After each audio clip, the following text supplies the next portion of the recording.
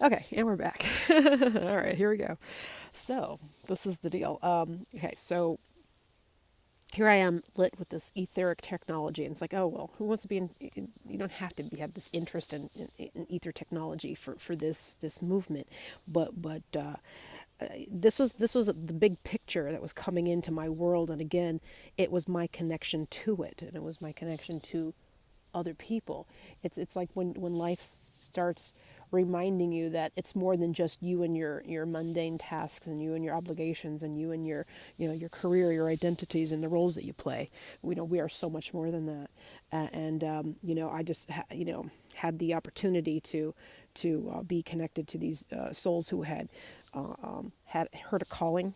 Okay, they heard something deep within themselves that activated them, and then when you collaborate and the synchronicities start happening, and then you realize that there's something is drawing you beyond normal, beyond logic, and it's making you think outside of the box, and the rabbit hole opens up, and then you start I think I need to go down there kind of thing, and it's just evolution happening of your own beingness. It's like the water beetles rising up into the in the water. I need to get to that lily pad so they can morph into that the dragonfly, and I'll share a beautiful video of that coming up here, which will explain the taking flight of that movement of an evolution of a soul. And that's what I was calling this whole journey, is an evolution of a soul. And once I connected to this technology, and it's just it's not about everyone needs to find interest in this particular field, or get involved in science. I'm not a science person. I'm not a math person. I'm not into sacred geometry or anything. I didn't even know what all that was.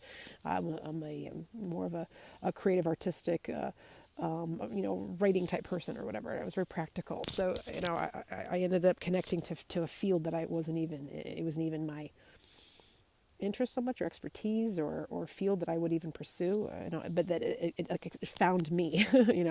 So some things, it's just that, time when you're ready to just, I'm just encouraging people and supporting you in your movement to, it's not even a matter of following what I do or what I say, or the field that I have pursued myself of interest that takes me beyond myself. And what that means, I say, well, I thought you're talking about wholeness, about taking care of you and not everything outside of you. That's the point, is that it is a harmonizing and it's finding yourself, and then who you are, and as you do that, the passion gets ignited. Something inside you, whatever it will be, you get to decide what it is. I started pursuing what was interesting to me, and then it found itself within me, and it drew me, because I was just like, oh, I'm finally going to put myself in a place where where I'm not, having somebody else, dictate to me what I'm doing. I just want to finally follow what's interesting to me. And what I want to do in this movement, in this journey, as I continue to expel and expand on the story, and really share this continual journey, which will go on forever. Okay, because as breath breathes us, the journey continues, and I'm here to help people just find themselves. Okay, and I want to be a catalyzing supporter, and I have been this for many people. And I put my money where my mouth is. I'm not just a talker about it. I put my resources, time, tens of thousands of dollars, tens of thousands of hours, every breath that breathes me, committed to help people come into their true passion, and that's basically what I'm here for, is to be the living, walking example of a sixth element. Okay, and then what that means is somebody who has actually opened herself and committed to life in its totality, because I finally gave myself the time of day to listen and be on it, and I lost everything. My whole family, my life that I had known for 25 years, since I was 20 years old, when I left home and became an adult, 19 years old. So for 25 years, I played the roles, and I thought I was a housewife and doggy mom and doing all these other things, and it's like, all I did at one point, when I had the availability to take a breath and go, I really want to pursue something that's interesting to me. It's like not just a hobby, but something that really, touches my heart and soul and deep, and my mind, it stimulates my amygdala, right? And the movie Free Solo, this guy, he's a climber, rock climber, famous guy, one of the world's most profound, and he scaled Mount Capitan in Yellowstone, and it's like he that was just his passion, he just went for it, and it's like that was it, that was what he was here for, he had to pursue that, you know. I just want to let people know that when you really do not trivialize the things that matter to you, and actually just give yourself that, just I just went to a conference, that's all I did. I just showed up to a conference, it was in Vegas, for a couple hours, and I put myself in a place that there wasn't anyone even in my field of my family, friends, or anyone around me. I had already kind of moved past my old Hollywood world, and I was in Nevada as a housewife, and starting my own little filmmaking business, documentary film business, 10 years ago, and I 11 years ago about, and I I wasn't looking to do something. I just put myself in a space that was of an interest for me, and I opened up my mind and and really pursued something that was really just all my interest. And I'm just saying, when people give themselves, really, what really rocks your world,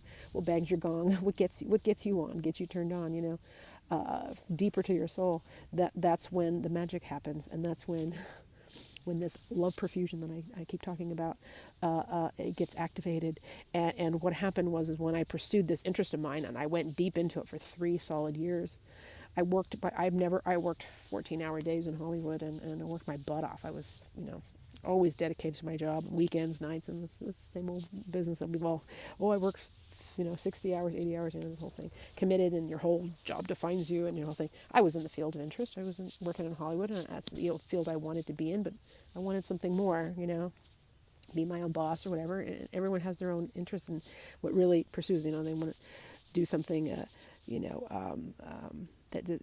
not just what they think society needs of them, or this is going to make me money, something that really just sounds interesting to you, pursue those interests. That's what I'm kind of encouraging here. And when that happens is when the magic begins. If you really do that, and really actually listen, tune in, tune up, and really listen to what you really want to do, and then have the courage to pursue it, because this is what happened. And when you do this, you're like, oh, well, you need resources, you need time, and who has time to go do this?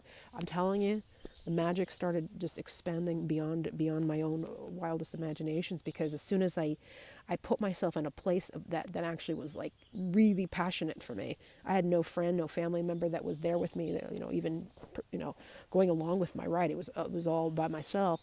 So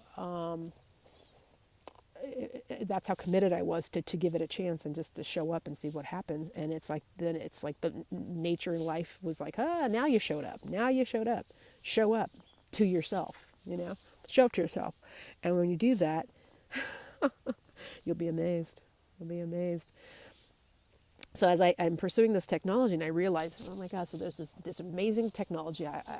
Once I saw it, I go, oh my God, the whole world will change dramatically. It's like going from horse and buggy to automobiles, or from going just automobiles to flying airplanes. And it's that dramatic, and it doesn't mean you have to believe in the technology or see what I see or whatever.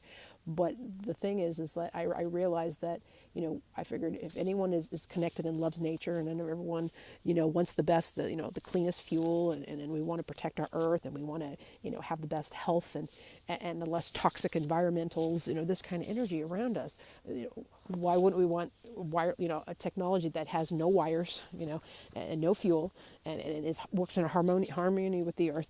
And I'm not selling you on this technology, but my point is, I realized that it's beyond just the technology, because it could be any technology or whatever, but it was the energy of people themselves, that I didn't understand. Why, if somebody heard this, why wouldn't they automatically, well, of course you're gonna, want to get this. Like, oh, well, it's woo-woo science, or it's a fantasy, and it doesn't really work, or this and that, and it's like, there's a whole support network energetically that I wanted to expand upon and investigate it.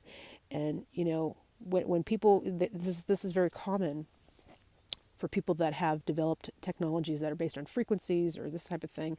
And Royal Rife, John Hutchinson, Rob Giuliano, Stan Meyer. Okay, these are inventors and visionaries who were using water and frequency and magnetics to produce clean energy. And then the moment this happens, then they get the phone calls, you know, from big business or from government or whatever, saying, you know, no, we don't want to hear. We had technology back in the 50s that could have eradicated cancer cells, you know, better than chemotherapy without causing side effects. And yet it was squelched because it would have prevented the pharmaceutical industry from expanding and having, you know, money. Tesla had his technology, and so did John Searle. Tesla had his technology, which again is ether. Okay, that would have allowed everyone to have free electricity in their homes. Okay, but how do you market that? How do you sell that? Says JP Morgan, you know, these investors and people go, well, how can I monetize that? And when you start thinking about, you know, what's in it for me versus what can I do for what's for best for me, because wired technology, wired energy, wired electricity, you know, that's not something that someone can make money on and you know, satisfy their greedy amygdala. Okay, and this is the type of it's that mindset, which is basically all mind based, with no awareness to the heart center, as I was referring to, that I was interested in pursuing and investigating, and I don't understand why somebody who knows that something is better for their families, for their health, for the environment, that harmonizes with the earth and this and that, like why wouldn't you just pursue it and support it? So when I started realizing I was facing an uphill battle, you know, I was dealing with the Gulf of Mexico oil spill in 2010, Hurricane Rita, I think it was. I believe, I can't remember now. But anyways, I was deep involved as an advocate because there was Corexit and all kinds of toxic fuels being poured into the oceans that was killing the animals and killing the ecosystem. And they were putting toxic chemicals into the air, which was causing, you know, people to be diseased and stuff. And it was horrific. And nobody was, you know, it was like, well, you know, it was like a quick Band-Aid fix, not even a Band-Aid fix. It was actually causing ecological damage to the planet. The oil explosion itself was obviously an eco nightmare, and there was all these other modalities to help clean up the planet that were being ignored. Where's the compassion? Where's the, you know? It was all because, you know, nobody wanted to do what was right as far as the bigger business and the, you know, industry that's this matrix that we all talk about. And so I wanted to pursue the deeper elements of I guess you could say human nature.